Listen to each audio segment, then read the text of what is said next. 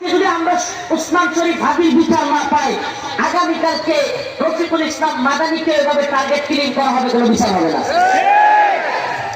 এরপরের দিন আমরা অন্যান্য দেশপ্রেমিক নেতাদেরকে হারাবো, অন্যান্য দেশপ্রেমিক যুবকদেরকে আমরা হারাবো।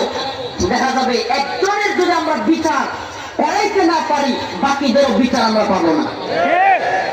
এই বাস্তবতায় আমাদের ফুলপুর বসে থাকলে চলে না, আমাদের ফুলপুর বসে থাকলে চলে। আপনাদেরকে আজকে বলি, দেখেন গতকালকে রাত্রে থেকে আমার ছেলেটা, বাচ্চাটা প্রচুর অসুস্থ, প্রচুর জ্বর, বমি করতেছে। ছোট বাচ্চারা জ্বরের সাথে বমি করার খুবই খারাপ লক্ষণ। এরপরে এই সন্তানকে অবস্থায় রেখে কালকে থেকে ঢাকায় আসি। অতএব আমরা আমাদের ভাই শরীফ উসমান হাদির বিচারের জন্য যা যা করা দরকার ইনশাআল্লাহ তাই করবো। কোন দল যদি ইচ্ছাকারিতা করে, কোন বড় নেতা যদি আপোষ করে, কেউ যদি এমপি হওয়ার জন্য, মন্ত্রী হওয়ার জন্য হিন্দুত্ববাদীদের গোলামি করে, লাঠি মেরে ওদেরকে বাংলাদেশ থেকে বিতাড়িত করে। রাজি আছেন তো ইনশাআল্লাহ?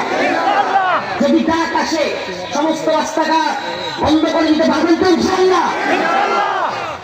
যুব সমাজ, এই জন্য কোরআনের দুইটা আয়াত তিলাওয়াত করেছি, খুবই গুরুত্বপূর্ণ। আমি খুব অসুস্থ ভাই, জোরে চিৎকার দিলে মাথা ঘুরাইতে থাকে, এমন অবস্থা। সাইদ ভাইকে বলছি, ভাই আপনি আজকে মানুষকে একটু গজল শোনান। আজকে আমার শরীরের অবস্থা একটুও ভালো না, মনের অবস্থা আরো ভালো না। কেন? কারণ অন্তরের ভিতরে এক ভয়ানক দাবানল চলছে, অন্তরের ভিতরে এক কঠিন কষ্ট ফিল করতেছি। একসাথে আন্দোলন করেছি, একসাথে রাজপথে থেকেছি।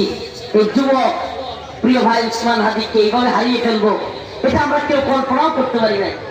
এই ঘাতকেরা, খুনিরা আমাদের কাছ থেকে আমাদের ভাই শরীফ উসমান হাদিকে এইভাবে কেড়ে নিবে, এটা বাংলাদেশে কেউ কল্পনাও করে না। আমি আলোচনায় চলে যেতে চাই, প্লিজ দয়া করে, আর কেউ দয়া করে বিরক্ত করবেন না। يا أيها الذين آمنوا استعينوا بالصبر والصلاة إن الله مع الصابرين